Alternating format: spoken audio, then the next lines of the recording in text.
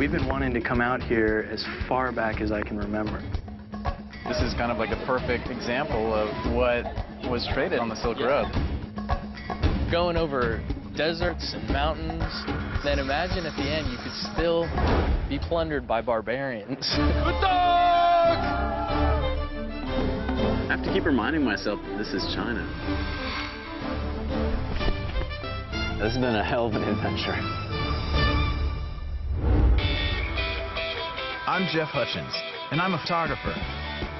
I'm Peter Hutchins, and I'm a filmmaker. We grew up in China, and now we're going back. To capture China in its moment of change.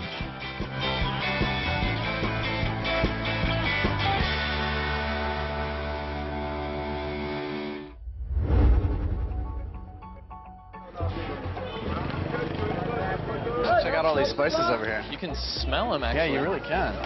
Yeah. Hey, how's it going? 这个都是什么？调料和这个 So spices and tea? Spices and tea. Can we smell it? Can I try this one?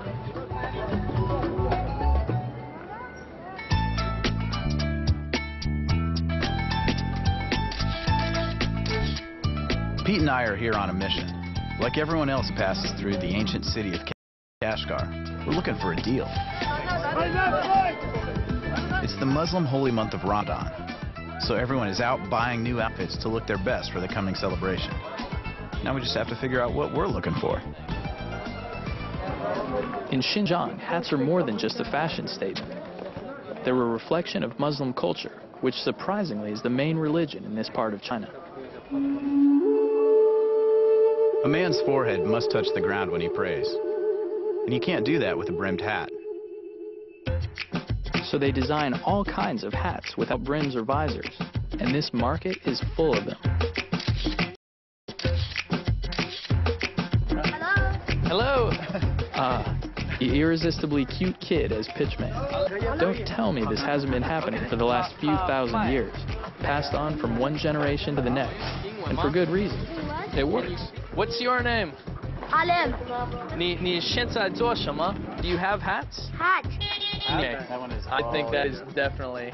This is the new look for winter. Yeah. I feel like really rock star. Do you like it? Do you really like it? Different. Why are you laughing then? You look like kind of one of Donald Trump's wives or something. Okay. All right. Actually, if you put a little bit of gel in that, and then just kind of flared those out. I'm feeling it. Yeah. This feels so right. Should I wear it at a little bit of an angle, kind of off to the side, a little more attitude? Yeah. You know those monkeys, the Japanese monkeys? Like that have, yeah, the hot bath monkeys that have like the red skin and like the really crazy white fur? Yeah. I totally look like a macaque monkey. I think we're gonna look a little bit more. This is one of the most isolated parts of China, the Xinjiang region. And Kashgar is one of its largest cities. I mean, this is a region that we have always wanted to go to ever since we were little. And, you know, we haven't been able to for one reason or another, whether it's because this area was kind of off limits to foreigners or just, I mean, it's far too, you know? Kashgar is just about as far west as you can get in China. And back in the old days of the Silk Road, merchants would breathe a sigh of relief when they rolled into town. The city provided a welcome respite from the heat of the desert. And Western traders traveling through the treacherous Pamir Mountains would know that their journey had been worth it when they finally reached Kashgar.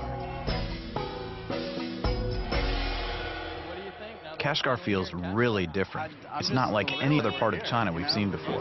Yeah, no, I mean, you feel really far away. Yeah. And even like the faces and stuff feel far away. I know. Like I know. if you look around here, no two faces are alike, and you don't see anybody that looks even remotely Chinese.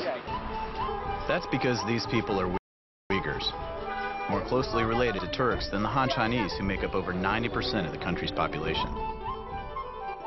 If you look at a map, Kashgar is closer to Moscow and New Delhi than it is to Beijing. And it played an important role back in the days of the Silk Road, a central location next to one of the few mountain passes camel caravans could get through. The Silk Road began as a route into China around 300 BC, and grew to span over 6,400 kilometers during the Roman Empire. And for the next few centuries, if the Chinese wanted to get their goods to markets in the Middle East and Europe, a good plan was to go through Kashgar.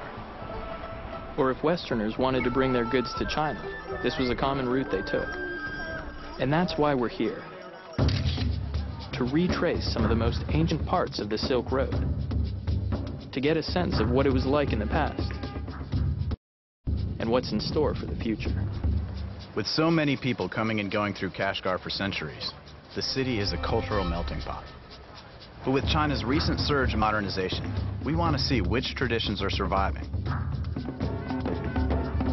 evolving, or disappearing entirely. One thing that hasn't changed is Kashgar as a commercial center. For those camel caravans heading through the mountains, this was the place to buy, sell, and trade. And a lot of money changed hands in the city's markets and bazaars. And it's no different today, especially with the fast-breaking festival after the end of Ramadan. This place is crawling with people, and I mean, you see like copper, and you see fruits and vegetables, and well, it has a real kind of trading feel and stuff, it looks like. I can't tell who's buying and who's selling, and I can't tell who's going to hit me on their motor scooter either. Uh-oh, watch the bus.